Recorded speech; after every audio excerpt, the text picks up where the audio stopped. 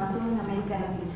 Como se había dicho ayer, este espacio tiene como objetivo alentar una discusión amplia, argumentada y objetiva sobre la corrupción y su impacto, tanto económico como social, en los pueblos de Latinoamérica. Este segundo día de conferencias abordará el papel del sector privado en la promoción de la transparencia y la lucha contra la corrupción. Y antes de dar inicio a las actividades, dos anuncios. Uno es que por favor utilicen los hashtags Latinoamérica Transparente y no a la corrupción. Aquí hay algunos modelos que el Grupo Faro ya ha tuiteado si quieren retuitear para hacer tendencia a este día y también poner en evidencia que estamos en este evento y que estamos también discutiendo sobre temas importantes. Entonces, si quieren retuitear, háganlo como primer paso, y como segundo invitamos a Lili Lafar, representante de la iniciativa Think Tank, aliado estratégico y permanente de la Iniciativa Latinoamericana de Investigación para las Políticas Públicas, quien dará la bienvenida y abrirá este espacio.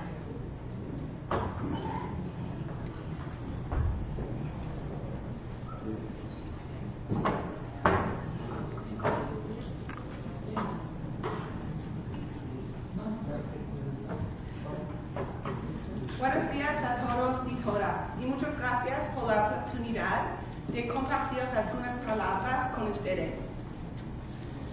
En muchos países en desarrollo, los actores políticos no tienen acceso a los datos, análisis y pruebas de alta calidad en la información acerca de sus propias políticas públicas. Los think tanks tienen este análisis, datos y pruebas a través de sus investigaciones. Pero muchos think tanks enfrentan desafíos en sus capacidades relativa al financiamiento, sus recursos humanos y otros problemas organizacionales que pueden mejorarse gracias al apoyo a largo plazo. Lanzada en 2008, la iniciativa Think Tank es una asociación entre 5 donantes que brindan financiamiento a 43 think tanks en 20 países del mundo. La iniciativa ofrece financiamiento básico, no predeterminado, combinado con el desarrollo de capacidades. Y este apoyo representa hasta 30% de sus presupuestos operativos. A través de las think tanks, la iniciativa tiene las siguientes metas: de fortalecer el talento local, de desarrollar un programa de investigación independiente y de incidir en los debates nacionales y regionales sobre políticas públicas. Durante el último día hemos visto algunos resultados de las evaluaciones de programas anticorrupción de diferentes países en la región. Hemos aprendido sobre la importancia de tener instituciones sólidas y el rol clave de los periodistas, los medios de comunicaciones y de la sociedad civil. Y también hemos visto los desafíos que la región tiene contra la lucha contra la corrupción. Existen desafíos tanto estructurales y en sistemas que han favorecido a que la corrupción se generalice y se infiltre en todos los niveles de la sociedad. Pero hemos visto que hay un gran movimiento, voluntad política y presión internacional para encontrar soluciones para combatir la lucha contra la corrupción.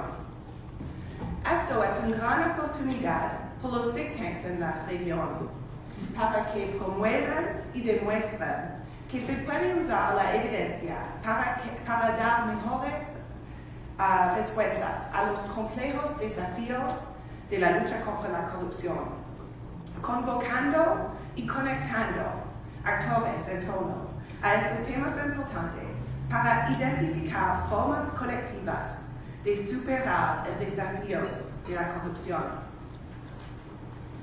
En los últimos años, América Latina y el Caribe han logrado grandes avances en la lucha contra la corrupción.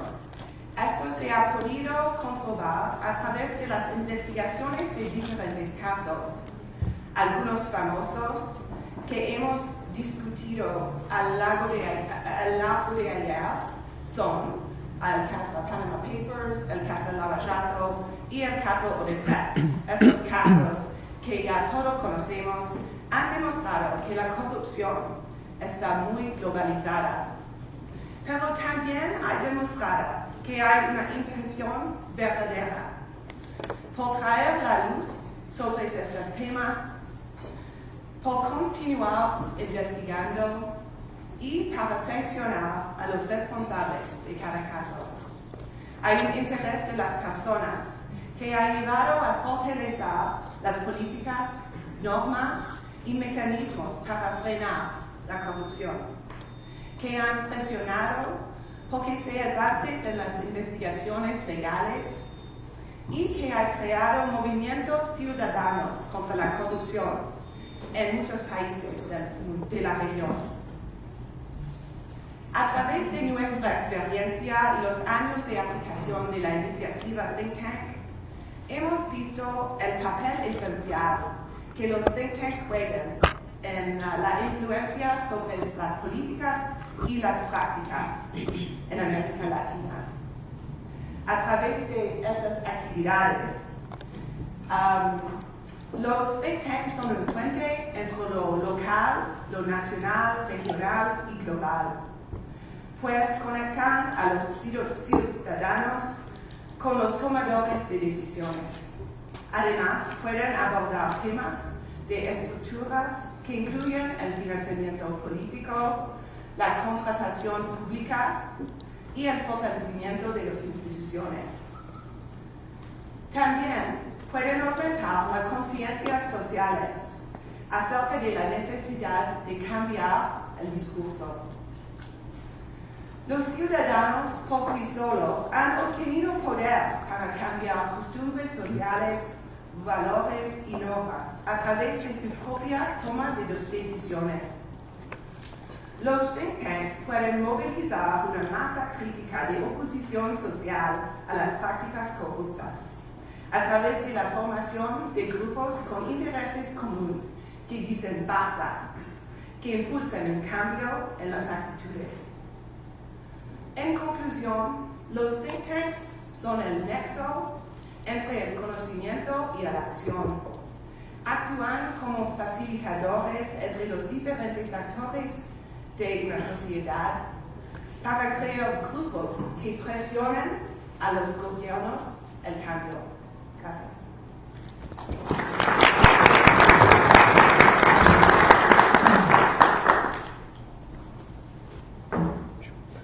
Muchas gracias, Yuli.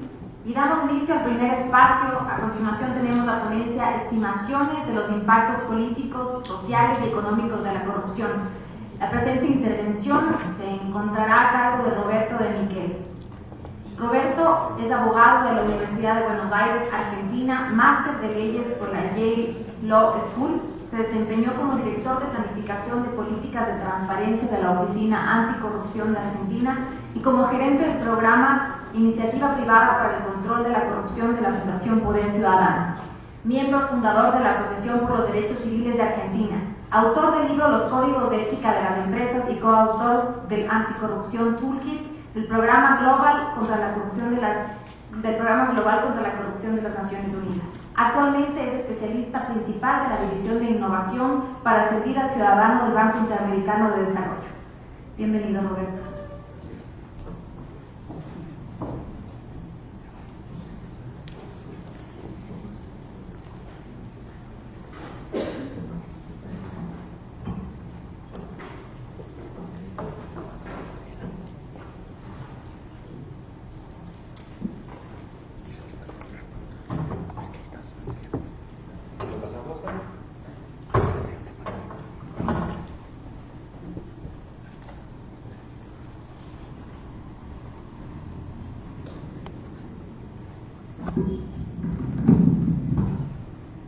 Buen día a todos. Nuevamente muchísimas gracias por la invitación y por la organización de este encuentro. Siempre es estimulante discutir estas ideas y además discutirlas en un contexto de optimismo a pesar de los desafíos que está enfrentando la región. Y quiero decir esto antes de empezar porque algunas de las cosas que vamos a ver ahora no nos dan demasiado optimismo, pero como me pidieron que hable de cuáles son los efectos que estamos viendo, bueno, toca ver un poco cuáles son las consecuencias del actual estado de cosas respecto de la corrupción. En primer lugar, estos son datos generales de la región que están vinculados con algunos de los indicadores principales que se utilizan y seleccionamos al azar algunos de los países, pero como ustedes ven en los últimos años, en algunos casos tenemos hasta el 2017, en otros 2016, los números, países elegidos random, no es un panorama para sacar el champán de la heladera, ¿verdad? La cosa parece estar bastante complicada. Ahora vamos a ver por qué puede suceder esto.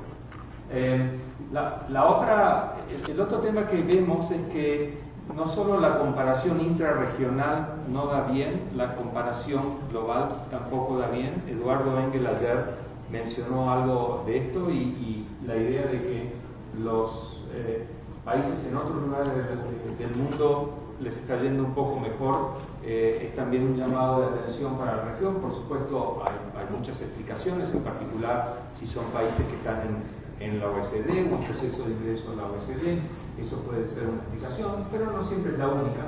A la derecha, algunos números que también son preocupantes. Ayer hubo una pregunta muy particular, muy específica, en uno de los paneles respecto de cuál es la actitud de nuestros conciudadanos con la democracia. Como ustedes pueden ver, el dato del Latino Barómetro para el año pasado es preocupante. Y además, la gente empieza a entender un poco mejor cuáles son estas políticas de integridad y control de la corrupción y se dan cuenta que no todo lo que reluce es oro y no todas las promesas se cumplen.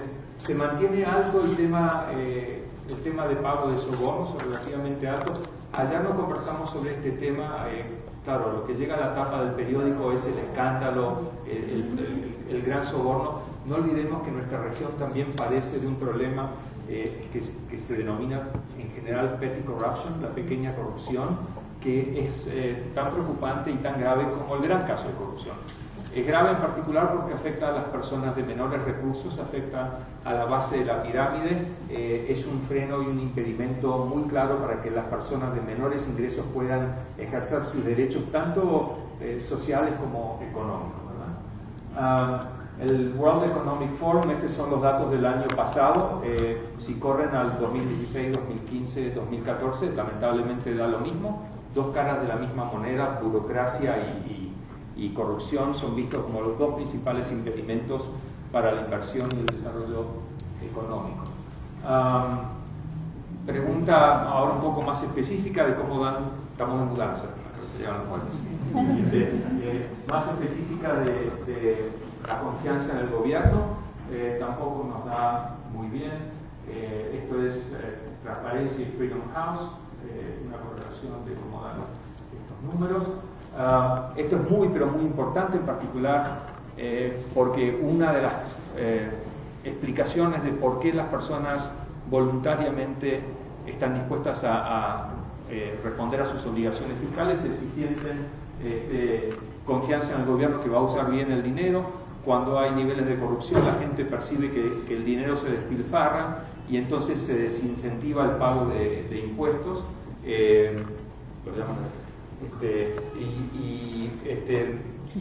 Esto es preocupante por otra razón adicional, y es que los números también indican que América Latina tiene una creciente clase media, y una de las características de la clase media es que paga más impuestos y está formalizada. Entonces, esto genera una preocupación de que esta nueva capa social no tenga incentivos suficientes para seguir manteniéndose en el grupo que paga impuestos.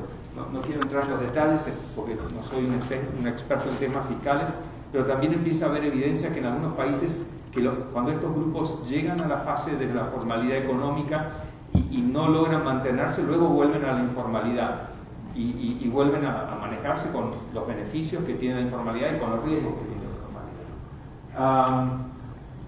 Esto también hemos corrido índice de percepción con libertad, también hay una correlación relativamente fuerte entre corrupción y digamos, legitimidad y Estado de Derecho de los gobiernos. Y acá es algo que en particular nos interesa mostrar.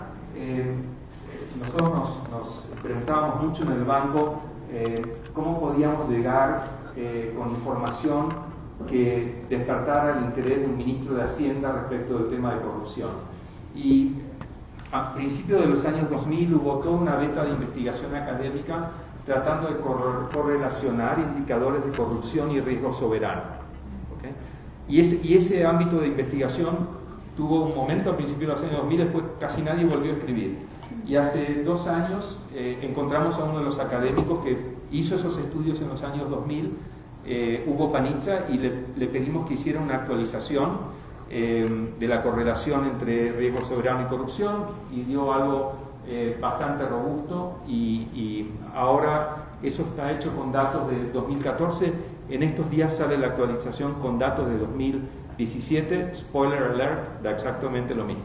O sea, lamentablemente, pero esto es un dato muy importante, porque cuando la gente dice ¿por qué me tengo que preocupar por la corrupción, además de las razones morales y políticas?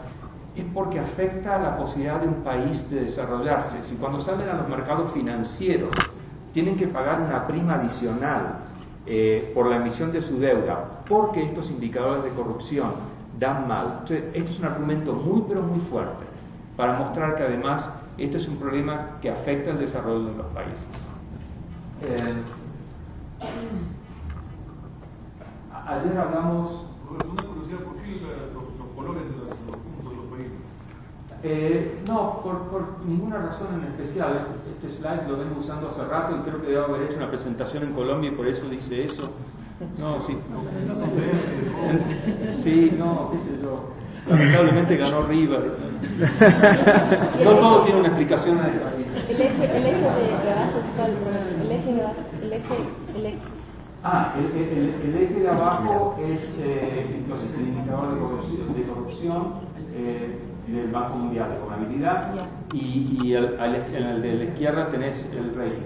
Una anécdota interesante: hace 2 años el gobierno de Italia demandó a Moody's y a Standard & Poor's en jurisdicción italiana porque le bajaron la calificación por temas de inestabilidad política y corrupción. Y Hugo Panizza, el autor de este paper, fue el expert witness, el experto técnico de Moody's. Lo que Moody's demostró es que la metodología de ellos, igual que la de Fitch y la de Standard & Poor's, es absolutamente agnóstica respecto de cuál es el país.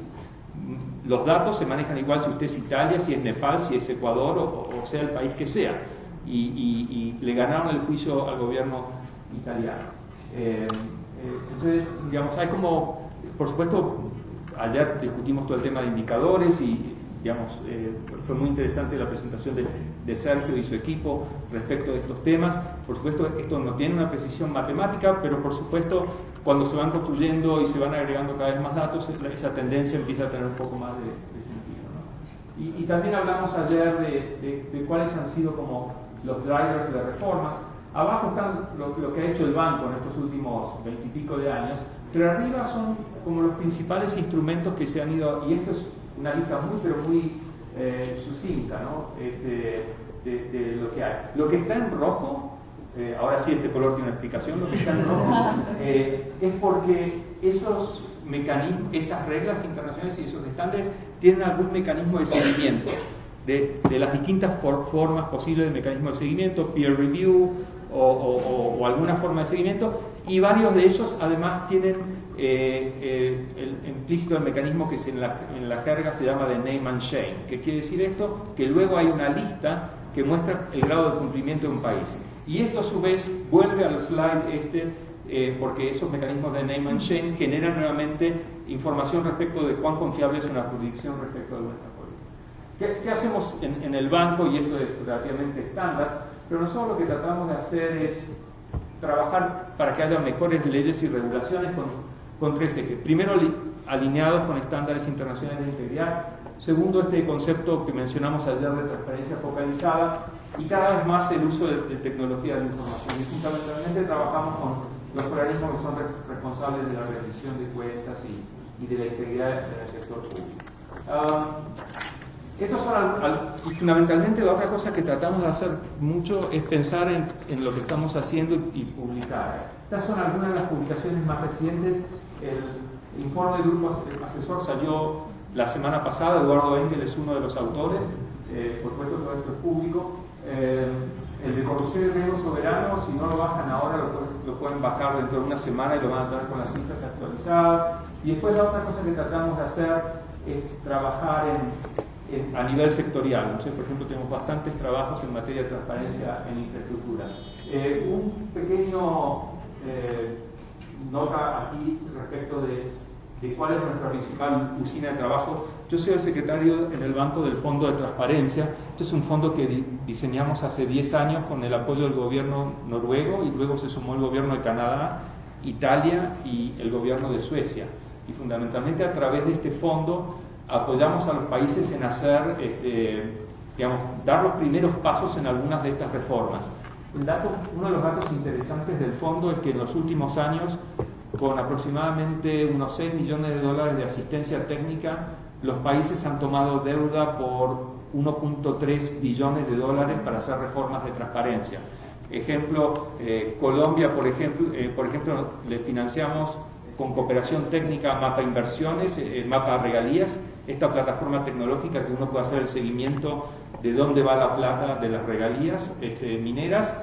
Y luego el gobierno dijo, bueno, pero para escalar esto hace falta un préstamo para darle sostenibilidad al sistema. Eso es un indicador para nosotros relativamente fuerte, porque nos permite ver que un país está dispuesto a comprometer sus propios recursos más allá de la donación que puede recibir del banco. Y así hay ejemplos en varios países de la región. Chile, por ejemplo, encaró una serie de reformas muy ambiciosas en los últimos años de integridad en ambos gobiernos. Bachelet y Piñera está siguiendo, y eso lo hizo también con apoyo del Fondo de Transparencia y un par de préstamos del Banco Interamericano de Desarrollo.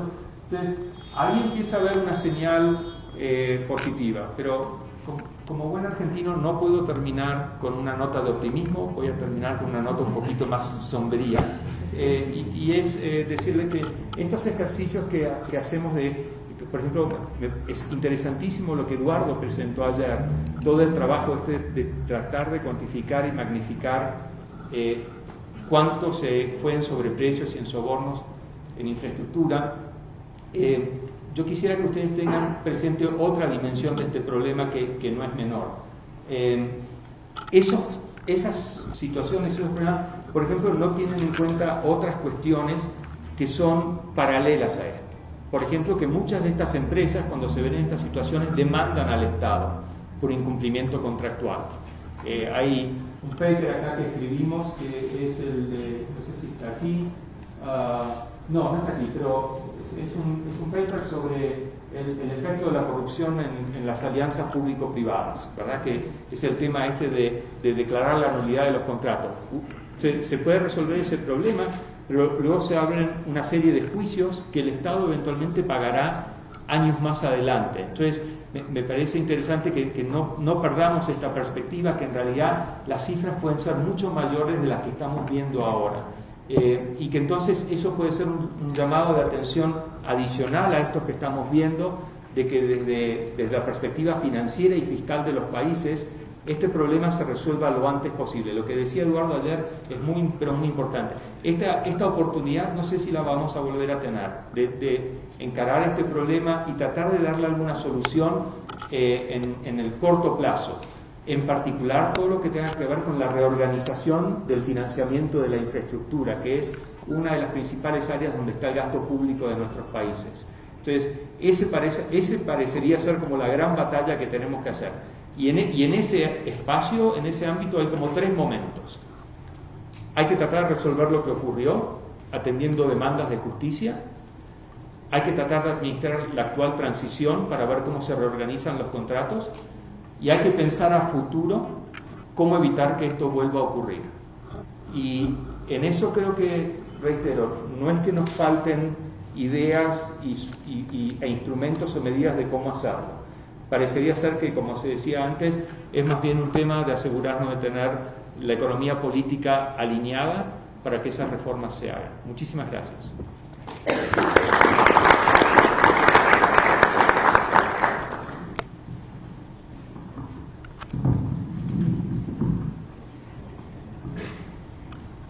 Este espacio va a ser moderado y las preguntas y respuestas por María Jarajmada del Espacio Público de Chile.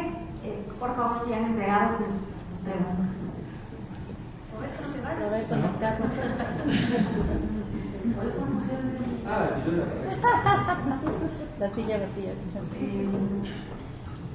Bueno, van llegando las preguntas, pero me quedo con, aparte de lo que presentabas hoy, un poco de lo que decías de ayer,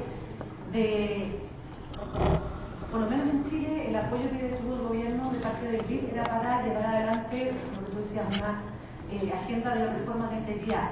Pero ¿cómo avanzamos hacia que efectivamente tengamos luego una evaluación de la implementación de estas agendas y que no sigamos quedándonos con este problema que tenemos en América Latina de que somos muy buenos para dictar unas leyes que son preciosas, uno como abogado las lee y hasta se emociona a veces, pero que no tienen efecto y que entonces seguimos viendo los impactos que tú nos mostrabas en los países con la corrupción? Tomemos el ejemplo de Chile. Creo que hay dos o tres cosas que funcionaron muy bien y que creo que son ejemplos para el resto de la región. Primero, el observatorio que el Espacio Público estableció con un mecanismo que muy interesante de esto de usar como semáforo, ¿verdad? Cuando una reforma está atrasada y se da en rojo, cuando progresa pero no lo suficiente, y ver cuándo la promesa se cumple. Uno de los desafíos es justamente este. Me parece que hay dos o tres formas de hacerla. Una, la forma en que se hizo en Chile, me parece un muy buen ejemplo. La otra, digamos, si alguien quiere hacerlo de una manera mucho más rápida y espontánea, los indicadores están.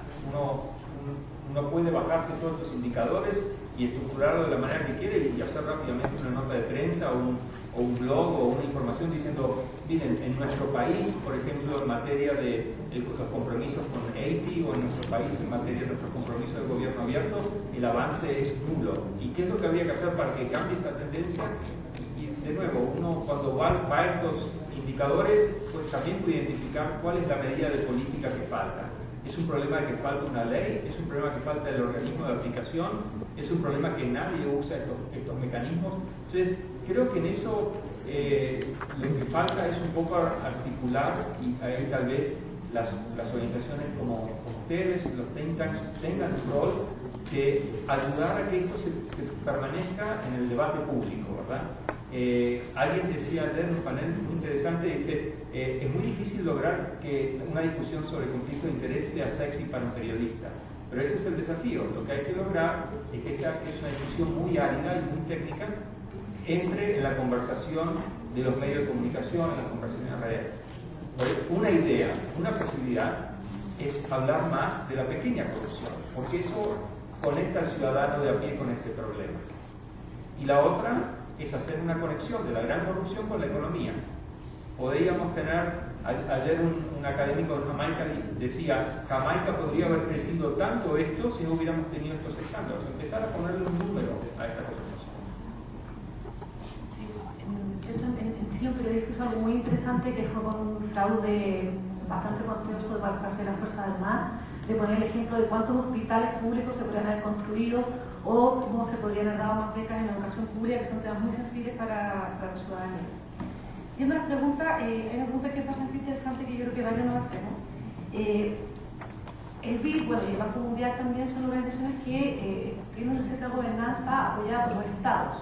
Entonces, ¿cómo eso puede limitar también el trabajo que hace el BID en los países, en el sentido de que muchas veces tiene que tener cierto consenso con el estado con el que trabaja? ¿Cómo puede ser más efectivo ese trabajo? Y en caso que tengan estas limitaciones, ¿cuál es el rol que pueden cumplir en este sentido las organizaciones o los think tanks de la sociedad civil? Lo que nosotros estamos viendo y trabajamos muy coordinadamente con el Banco Mundial, con el Fondo Monetario en estos temas, es que al revés cada vez hay más demanda por parte de los países, porque los gobiernos se están dando cuenta de que este problema les afecta a su economía. La otra cosa que a veces la gente se olvida es que nuestra porción de colaboración o de contribución con un país es siempre una porción muy pequeña de su presupuesto general. Y entonces los ministros de finanzas generalmente priorizan dentro de una lista muy grande de demandas que puede tener un país. No olvidemos que esta discusión va en paralelo con los problemas de salud, los problemas de educación, los problemas de inversión en infraestructura, conectividad, etcétera, etcétera. Algo que está sucediendo, no lo puse en el slide, pero si quieren después tenemos un link con todas las publicaciones sobre corrupción e integridad del banco, que se los puedo pasar, es por ejemplo, lo que hacemos es, bueno, si el gobierno está de acuerdo en tener un préstamo o un programa sobre infraestructura para el agua, en ese préstamo hay un componente de integridad. Entonces, de esa manera tratamos de enfrentar el tema de una forma más transversal. Y esto es cada vez más común. También está apareciendo en el tema de educación, por ejemplo, muy de la mano en particular de teorías de behavioral economics, de comportamiento, teoría conductual. Entonces, yo la verdad que en eso sí soy relativamente optimista de que los gobiernos cada vez van a demandar más de esto.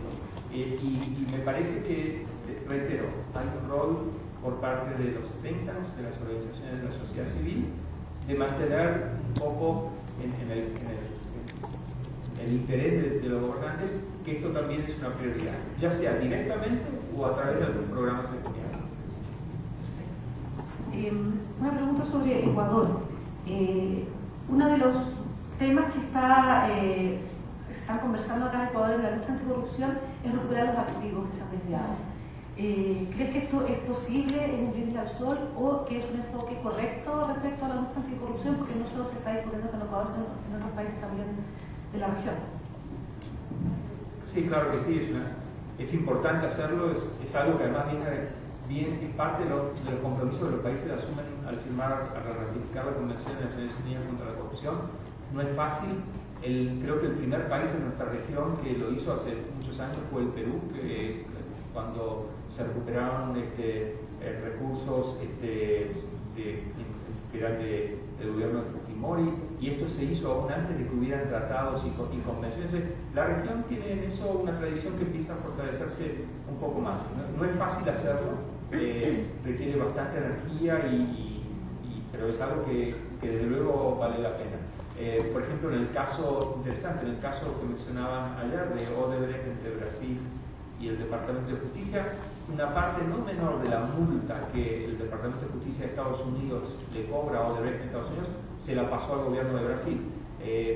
Está por ahí en alguna entrevista el gobierno de Estados Unidos dijo: esta fue la investigación de corrupción más fácil de nuestra vida, porque fue el gobierno brasileño que nos trajo toda la información, y entonces eso generó un grado de cooperación. Estas medidas de recuperación de activos requieren justamente eso, la colaboración entre los países para que se colaboren identificando los bienes, los congelen, se los devuelvan. No es fácil, pero vale la pena hacerlo. Otro tema que también se discute es el tema de muchos de los indicadores con los que se trabaja en corrupción son de percepción. Y claro, es muy difícil en fondo tener como indicadores más objetivos, pero también los indicadores de percepción que te dan como un panorama de cómo está la situación en tu país y en comparación con otros, muchas veces no te indican dónde tienes que hacer las modificaciones o los cambios o qué fue lo que te llevó a esa baja o a esa alza. Entonces, una de las preguntas, y que yo creo que muchos tenemos y que estamos trabajando para llegar a respuestas, es cómo avanzar hacia indicadores más robustos en esta materia. Tienes toda la razón del mundo. Yo creo que ahí el esfuerzo que hay que hacer es en hacer cosas más focalizadas y más sectoriales y tener indicadores tal vez, obviamente, más modestos tal vez en su alcance, pero más alineados con tal vez ejercicios ex ante y ex post para medir cómo van a ser esas reformas. En muchos de estos slides que yo utilicé hay indicadores de distinto tipo, indicadores de percepción, pero también hay indicadores que son más duros, como se dice en la jerga. Lo que creo que sí es importante es siempre tratar de corroborar o contrastar cómo esos indicadores coinciden o no con ciertos estados de cosas. Por supuesto, el indicador que más se utiliza, pero que también sufre más esta observación, es el de transparencia internacional. Pero cuando uno ve el indicador de transparencia internacional y lo compara con otros indicadores más específicos, más duros, tampoco es que hay una gran divergencia, ¿verdad? No es que si en el país X, en donde hay un porcentaje tal de corrupción, a uno le va a dar muy distinto un indicador muy específico sobre acceso a la información de regalías, ¿no? Por lo general, van a ser de la mano, coincido. Y otro tema que quizás no se ha hablado mucho en la conferencia, pero que el BID ha estado empujando, es el tema de la regulación y los registros públicos o no del beneficiario final. En la región no tenemos mucho avance de eso, hemos visto como Europa está avanzando mucho más, pero en América Latina hay algunos registros, pero no son públicos. ¿Cómo ves ese tema? ¿Cuáles son los principales obstáculos de esto? No sé si estaba en el último slide, pero acabamos de hacer un estudio comparativo de todos los países de América Latina y el Caribe de cómo están respecto al cumplimiento de la regla de beneficiario final. Como ustedes saben, este es un requisito que viene fundamentalmente de dos estándares internacionales, uno el de la OECD de transparencia fiscal y el otro el del GAFI de prevención del lavado de activos. Yo diría que esta es una discusión relativamente reciente en el mundo de la integridad, que tiene apenas unos 4 o 5 años. Por lo general, el principal obstáculo que uno ve es de materia legal regulatoria y asociado a este, pero en menor medida, uno institucional. ¿Y por qué? Porque en el fondo todos los países ya tenemos registros corporativos. O sea, no hay ningún país de nuestra región que no tenga un registro de sociedades. En mayor o menor grado tienen o están establecidos como registros públicos en el ámbito de los Ministerios de Justicia o los Ministerios de Economía y Finanzas, pero los registros existen. Entonces, lo que parecería importante es ver cómo la regulación permite que los registros existentes den esa información.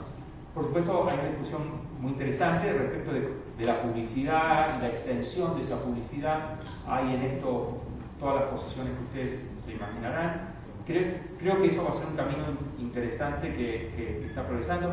Hay ejemplos subsectoriales, por ejemplo, Dinamarca acaba de hacer su registro de beneficiario final de buques, entonces hay algunos países que Inglaterra tiene, creo, en este momento el registro que tiene mayor avance.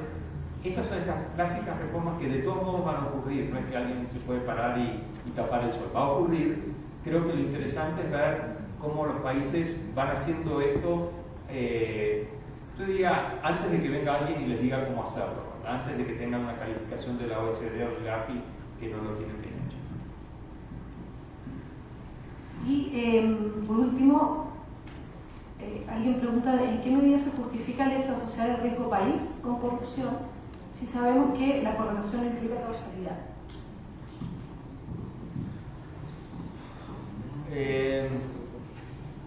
No siempre la correlación implica causalidad. No voy a entrar en los detalles, que son un poquito técnicos, pero el riesgo país que utilizan las calificadoras de riesgo principal utilizan fundamentalmente la metodología de ICRG, que es un instituto que maneja o administra, es como el metro patrón de cómo se mide el riesgo de un país. Y ese riesgo, como ustedes saben, no es solamente el riesgo político institucional de corrupción, hay otros riesgos que se miden, el riesgo de crédito, digamos, es un compendio de riesgos. Y esos riesgos luego entran en una fórmula que digamos, arroja un número. Si uno separa, esto es lo que dice Paniza y el resto de los investigadores, si uno separa el riesgo de estabilidad política y corrupción, separa ese riesgo, lo desarma en sus componentes y ve cómo está construido, vuelve a algunos de los indicadores que hablábamos. Entonces, es cierto que puede haber como un pecado de arrastre de aquellos indicadores, pero por ejemplo de vuelta, como la pregunta, tampoco hay una disonancia tan grande. En el paper de Paniza, digamos, se ha hecho una limpieza metodológica para demostrar que cuando todas las cosas son más o menos iguales, no te va a dar distinto si cambias un dato o el otro.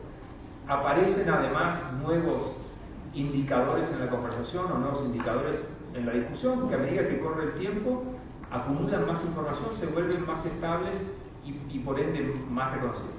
Reitero algo que dije al inicio, ¿tiene esto la precisión aritmética y matemática? No, pero esta es la forma en que medimos este problema.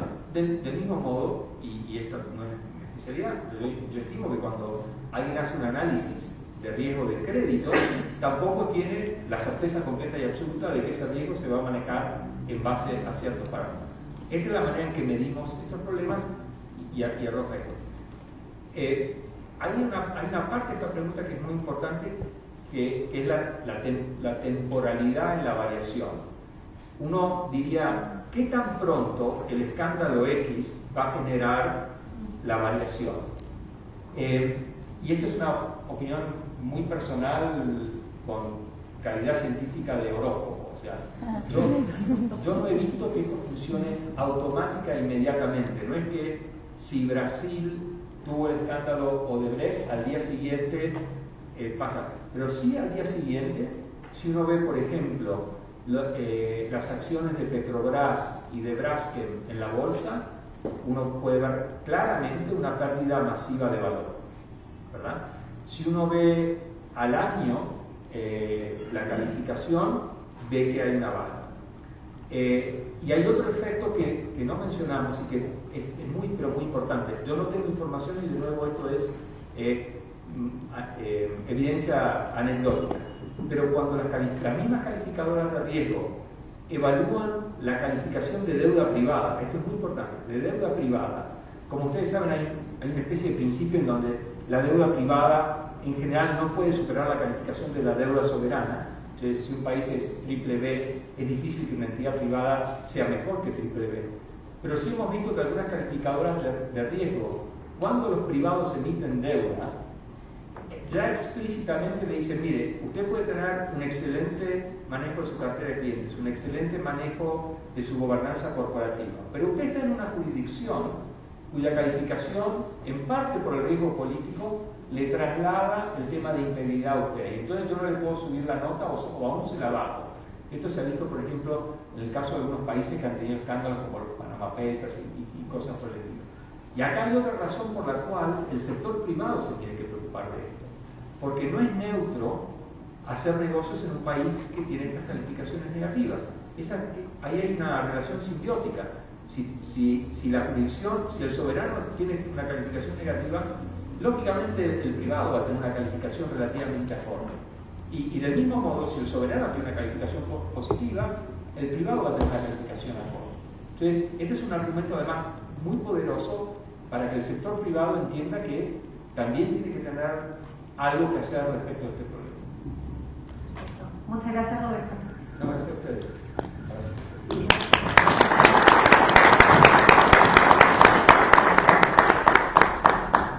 Muchas gracias a María y a Roberto. Y como segundo punto, esta mañana vamos a dar la bienvenida a Elena Macera y a Rocío Noriega Piner, quienes serán responsables de la ponencia Corrupción, las dos caras de la moneda, el problema cuando solo vemos una, el caso de Argentina, Chile, México y Perú. Leda es máster en estudios latinoamericanos y psicología social de la Universidad de California de Los Ángeles. Tiene una amplia trayectoria de investigación en temas relacionados con educación, género y gobernabilidad. Es consultora para el Banco Interamericano de Desarrollo, el Banco Mundial y Naciones Unidas. Rocío tiene una maestría en Derecho Internacional por la Universidad de Texas en Austin y una licenciatura en Derecho por la Universidad Anáhuac del Sur. Tiene una amplia trayectoria de investigación en probidad y buen gobierno.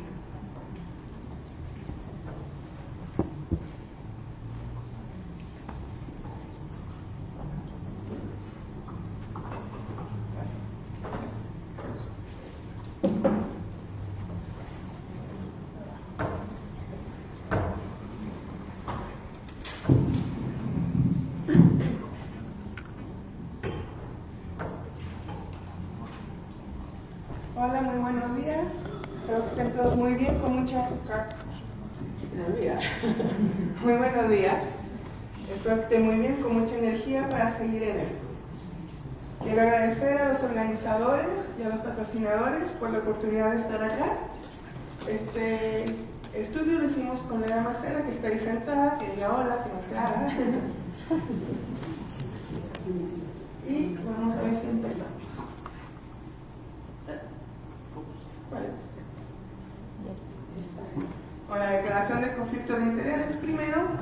Se me olvidó poner un disclaimer. Yo voy a hablar en chileno, mexicano y Tex-Mex, así que pido disculpas por ello. Ya, con razón. Lo iba a hacer muy bien con la grabadora de voz.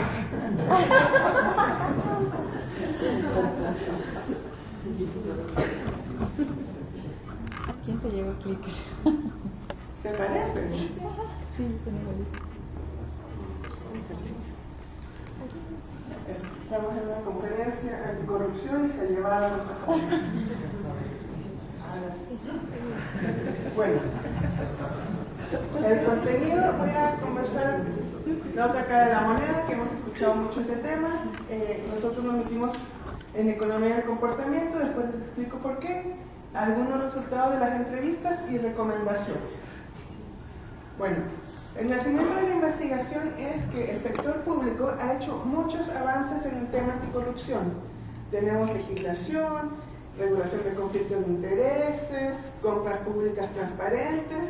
Pero si vemos estos números, América Latina sigue casi roja en el índice de transparencia internacional de percepción. Todos los poderes del Estado van aumentando cuando se le pregunta al ciudadano si son o no son corruptos. Nos preguntamos, ¿por qué si se están haciendo estos avances no se toman en cuenta? Que es lo mismo que hablábamos ayer en unos paneles, de que todo es malo y no estamos destacando lo bueno. Y dijimos, bueno, lo que falta es la otra cara de la moneda de la corrupción, porque para que haya un corrupto, hay un corruptos. Y quisimos estudiar qué estaba pasando en el sector privado con la legislación de responsabilidad penal de las personas jurídicas.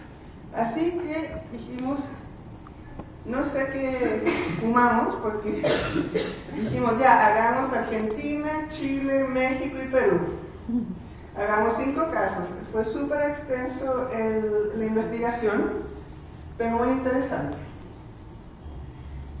Entonces, tenemos estas leyes de responsabilidad penal de las personas jurídicas en los 4 países, que era lo que estaba pasando con el sector privado. Normalmente, nuestra legislación está basada en la teoría economicista, de que voy a pensar, a ver, si hago esto, ¿qué beneficio voy a tener? ¿Qué sanción? ¿Y si me van a cachar o no? Entonces, si me van a cachar y la sanción es alta, no lo hago. Entonces, el beneficio es más alto que la sanción, lo hago. Y así en eso se está basando la política pública. Entonces, si las sanciones cambiaran las conductas, tendríamos, por ejemplo, que en Estados Unidos, los estados que tienen pena de muerte tienen una tasa de homicidios mayor que los estados que no tienen pena de muerte. Entonces dijimos, bueno, esta de las sanciones no está funcionando, veamos qué otra cosa puede funcionar. Y ahí nos metimos en teoría del comportamiento con Dana Vieri, donde nos dice que la mayor parte del tiempo somos irracionales. ¿Cuántos de ustedes nos han dicho alguna vez, si hubiera? Si hubiera. ¿No todos? Yo varias veces a la semana. Entonces, Dana Vieri nos dice que nosotros nos portamos un poquito mal en un rango donde nos sentimos bien con nosotros mismos. Estamos en ese rango, me paso un semáforo en rojo y puedo decir, bueno, es 1, me siento bien, puedo verme al espejo y me siento contenta conmigo misma. Y el problema es en las organizaciones, cuando ese rango va aumentando porque veo que el directorio dice una cosa, hace otra cosa, que la plana ejecutiva hace cualquier cosa por las utilidades, voy aumentando mi rango de tolerancia a la corrupción. Y eso es lo peligroso. Porque ahí empezamos a normalizar la corrupción. Hay países, yo puedo hablar de México porque soy mexicana, donde la última vez que estuve se les hacía súper normal, preferían ir a exceso de velocidad y pagar un soborno, o preferían agilizar los trámites de un negocio que esperarse 3 meses, que era lo que tenían que esperar. Entonces, nuestra metodología fue el análisis de las legislaciones, análisis de doctrina, estudio de casos. Hicimos, como les dije, que quién sabe en qué estamos pensando, qué vino chileno nos tomamos: Odebrecht, SQM, Penta, OHL y Corpesca. Así que investigamos los 5 e hicimos entrevistas. Las entrevistas fueron a 13 personas, jueces, fiscales, empresarios y representantes de organizaciones de la sociedad civil expertas en el tema. Como muchos de los casos están abiertos, nos pidieron anonimato completo.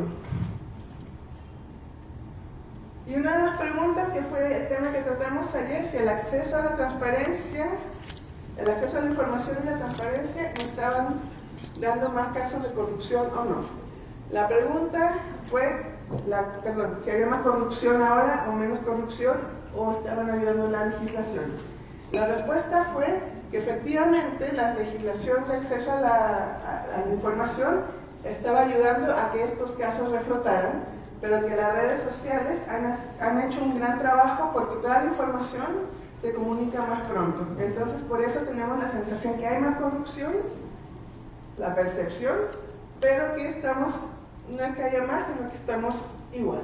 Después, quisimos ver si ellos pensaban como nosotros. Si la gente, antes de cometer un acto ilícito, pensaba, racionalizaba.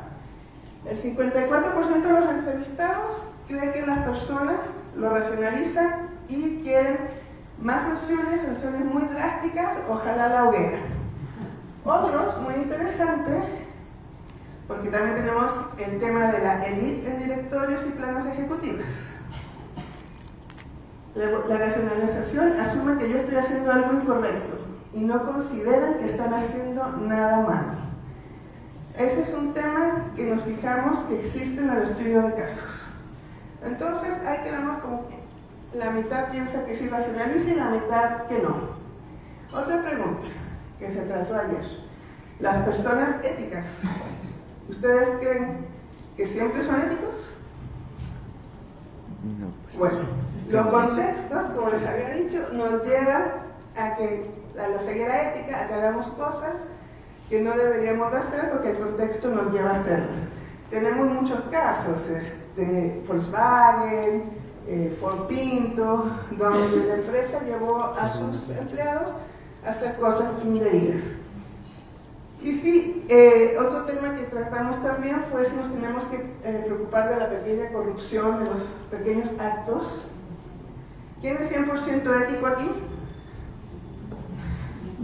Bueno, en una presentación alguien levantó la mano y no dije nada, pero yo creo que no hay personas 100% éticas. Entonces, sí nos tenemos que preocupar de la pequeña corrupción. ¿Ustedes conocen el caso de la matriz de matemática de Dan Ariely? Hace unos experimentos donde presenta esta matriz, tienen que sumar 2 números 10 y le dan $1 por cada respuesta que esté bien dada. El chiste es que le dan muy poco tiempo para terminar y después uno, por la confianza que nos tenemos, dice cuántas respuestas buenas tuvo. Bueno, este experimento lo han hecho con 40.000 personas. ¿Ustedes creen que mintieron? Bueno, 30% de las personas fueron grandes corruptas, como que ganaban $12 por planilla, 30%. Y el otro 70% hizo pequeña corrupción, ajá, hay que sentirse bien con uno mismo. ¿Cuánto creen que perdió Dan Ariely? Con la gran corrupción, $400.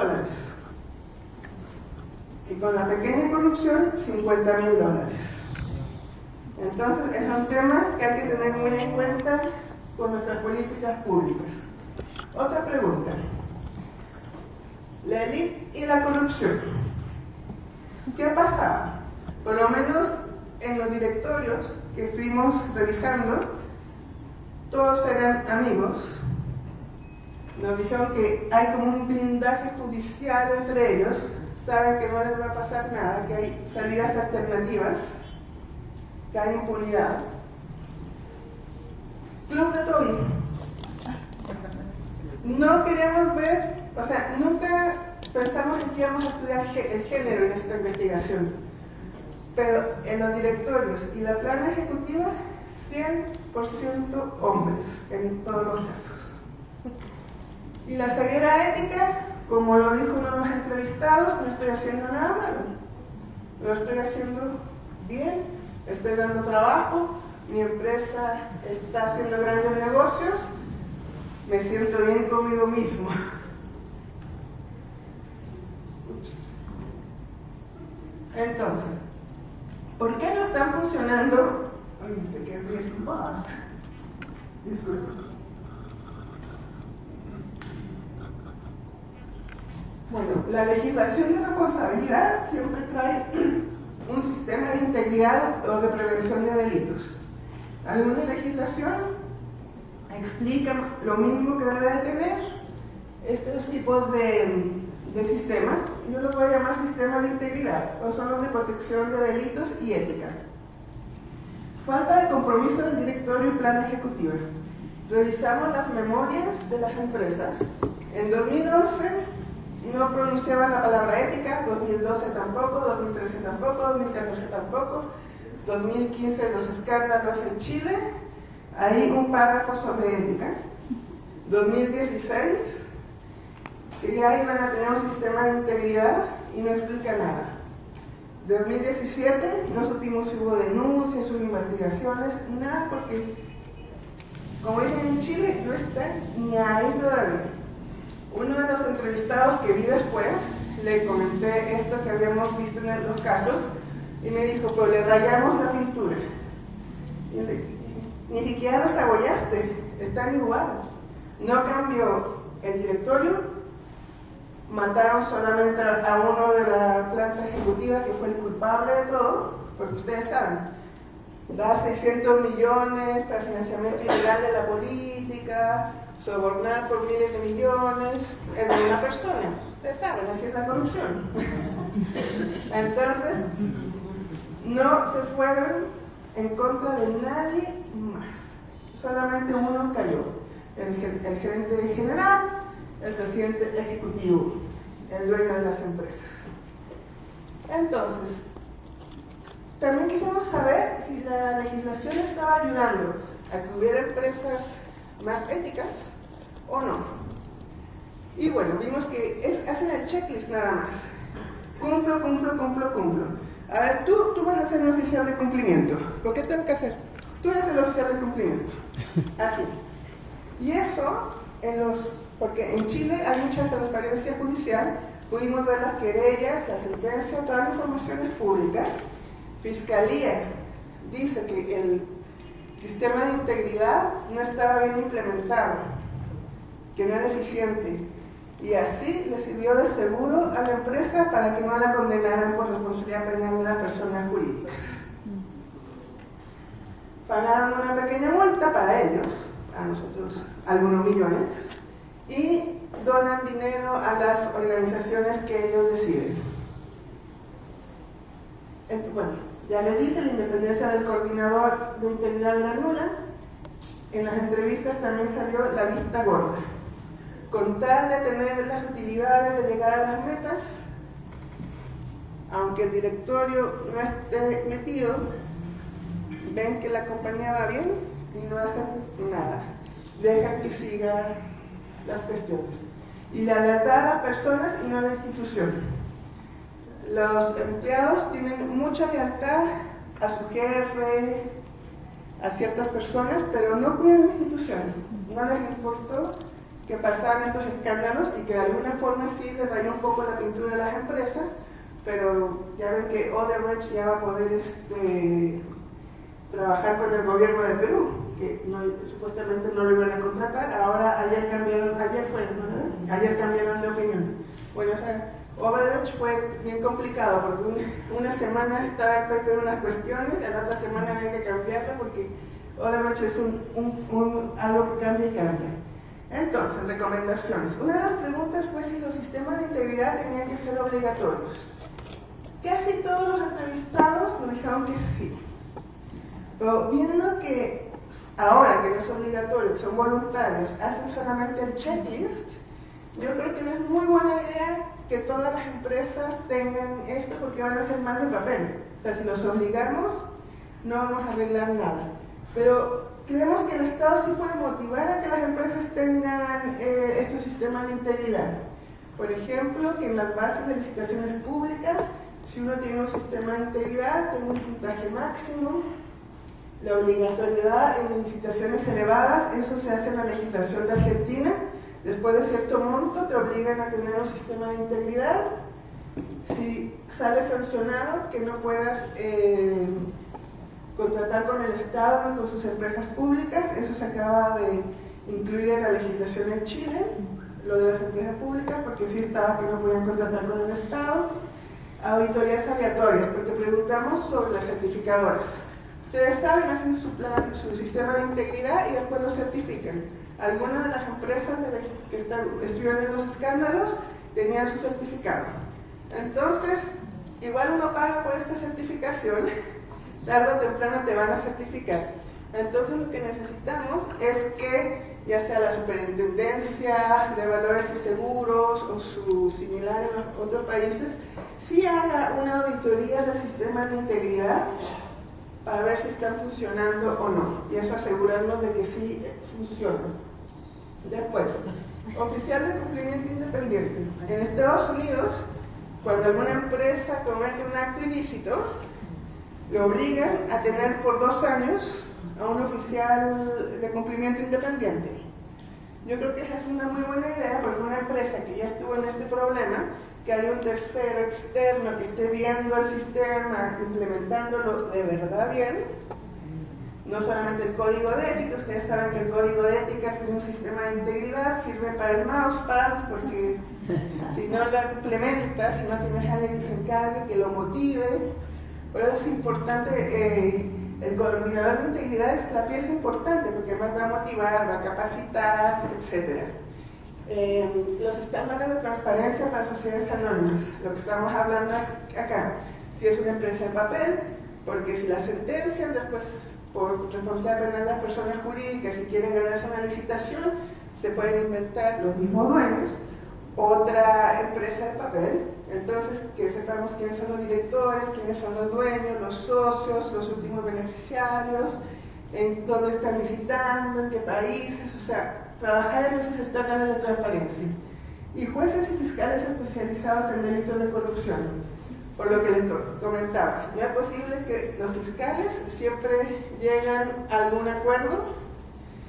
Hay muy pocas personas condenadas y no van más allá de la investigación. Y los jueces también deberían de tener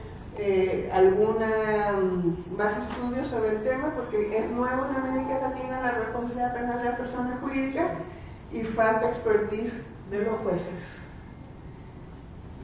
Otra cosa también es que los fiscales, de acuerdo con los casos, podrían hacer la capacitación de los oficiales de cumplimiento para que en la práctica pudieran implementar en sus empresas estos casos.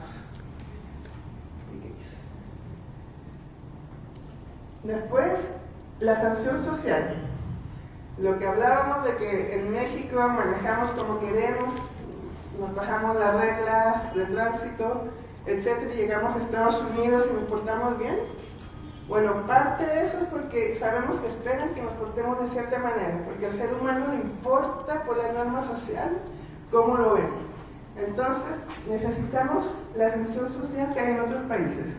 En Chile, por ejemplo, con la polución del papel higiénico, ustedes saben, se coludieron los chilenos y los residentes, pagamos mucho dinero por el papel higiénico, lo descubren, nos dieron $10 a todos los que teníamos una cuenta en el Banco del Estado, y yo le pregunté a las personas, ¿y qué papel de baño estás comprando ahora? El mismo. No, busca alternativas, busca otros productos, castígalos, pero no tenemos internalizado como consumidores que también tenemos algo que hacer. La protección al denunciante. Nula. La protección al denunciante en sector privado no hay. Hay muchos casos que si tú denuncias algo, te ponen en un puesto peor, te hacen la vida imposible y tienes que renunciar, además de que te vas con una depresión de 6 meses. Entonces tenemos que proteger al denunciante, recibir las denuncias anónimas en un sistema seguro. La relación compensada. Todos los casos que estudiamos se supieron, porque alguien de la red se enojó, que es lo más usual. Yo me enojo y denuncio, porque estaban investigando otra cosa y llegaron a esta montaña de actos corruptos. Entonces la delación compensada es muy importante, porque no de Odebrecht, sin esto yo creo que no nos hubiéramos enterado ni de una décima parte de lo que estaba sucediendo. Entonces hay que estudiarlo. La lista negra de directores ejecutivos y empresas. Los directores de las empresas siguen en el mismo directorio. No, ellos también son responsables de velar, no cumplieron con su obligación de velar por la empresa. Entonces también dejar que los directorios, que no pueden ser en los directorios de las empresas por algún tiempo, o los ejecutivos, eso sería también muy bueno que hiciéramos. Promover la diversidad. No podemos seguir con club de todo. Tenemos que romper el círculo del club de Toby, a lo mejor con cuotas, que entren mujeres, que entren otro tipo de personas que no se sientan tan cómodos en los directorios. Las capacitaciones, tolerancia cero a la impunidad. Si en la empresa alguien hace algún ilícito, que se sepa qué hizo y que se le sancione. Ya saben que la impunidad promueve que nuestro Fudge Factor aumente y aumente. Y utilizar los empujoncitos para promover la cultura ética. No estar dando el palo, sino ver cómo podemos promover en nuestros empleados una cultura ética. Y esto es como si tenemos una calle limpia, no va a haber... ya estoy terminando. Si tenemos una calle limpia, posiblemente cuando llegue un grupo de personas no va a tirar basura. Es lo mismo con un sistema de integridad bien hecho, motivado, real, hace que pocas personas, pocos grupos piensen en hacer actos ilícitos. Yo estoy de acuerdo con el control, para que no copien los muchachos. Pero es como si los que tienen hijos, cuando eran los niños chicos, uno andaba viendo a ver qué hacía el niño para que no le pasara nada, pues sale de la casa y le pasa algo. Entonces tenemos que trabajar en esa cultura ética dentro de la empresa, tener las empresas limpias, que si alguien se quiere desviar, no se sienta cómodo haciéndolo, como se sientan cómodos ahora, y donde las personas éticas también cometen actos ilícitos. Así que eso fue parte de la investigación. Y como hay muchos casos abiertos, sigue en movimiento. Muchas gracias.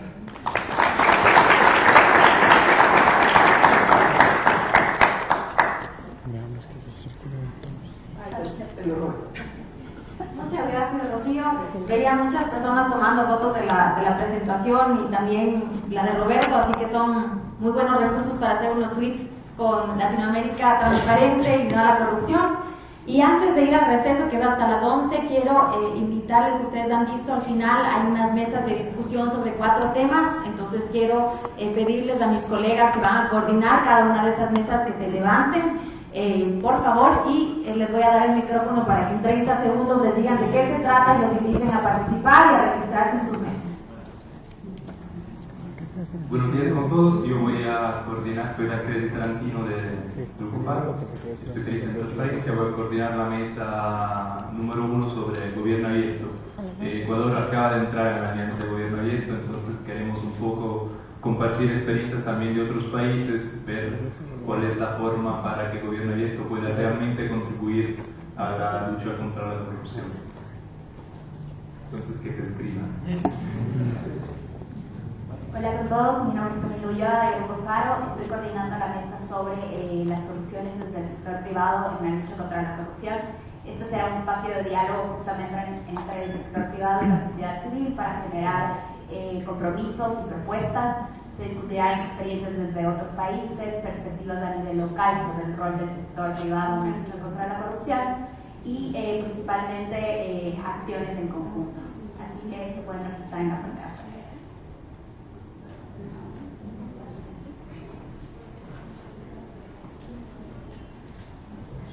Gracias, Estefanía. Buenos días con todos. Mi nombre es Julio López y soy parte del equipo de Grupo Faro del área de Desarrollo Sostenible y Ciudades. La mesa que vamos a coordinar, el equipo es de industrias extractivas, transparencia en las industrias extractivas.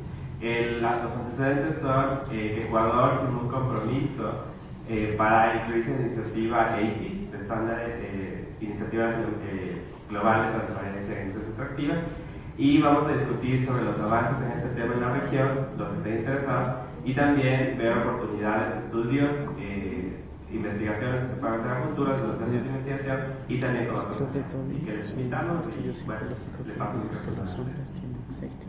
Bueno, buen día con todos. Mi nombre es Andrea Villarreal, yo colaboro en la Coordinación de Investigación y Evaluación del Grupo Faro. Esta es una cuarta mesa que queremos proponer para tomar el diálogo en el tema de evaluación de políticas públicas y de programas que se impulsan desde el sector privado, desde ONGs y desde otras aristas. Esto, como ustedes han visto en estos 2 días, ha surgido un poco la motivación, el debate desde los paneles, desde las investigaciones, desde el diálogo y las preguntas que se han mantenido, la importancia de generar evaluación en estos espacios. Esto no solamente atado al tema de la corrupción, que se ha destacado que falta muchísimo en temas de evaluación y generar evidencia sobre esto, sino también queremos ampliarlo hacia otras áreas, hacia otros sectores, involucrando más países de la región y obviamente compartiendo las mejores prácticas. Hay ya propuestas en concreto sobre esta mesa, la estaré liderando yo y mi colega de Fundación ARO, el director ejecutivo Paul Villarroel. Estaremos en esta mesa y entre las acciones concretas que les puedo mencionar está la generación de una red, el tema de intercambio de experiencias sobre evaluación general que se ha hecho, evaluación integral en otros países y el tema de realizar investigaciones conjuntas. Así que los invito a inscribirse en esta mesa. Muchas gracias. Por mientras van tomando el café, ahí hay 4 mesas de donde pueden registrarse y nos vemos aquí otra vez a las 11.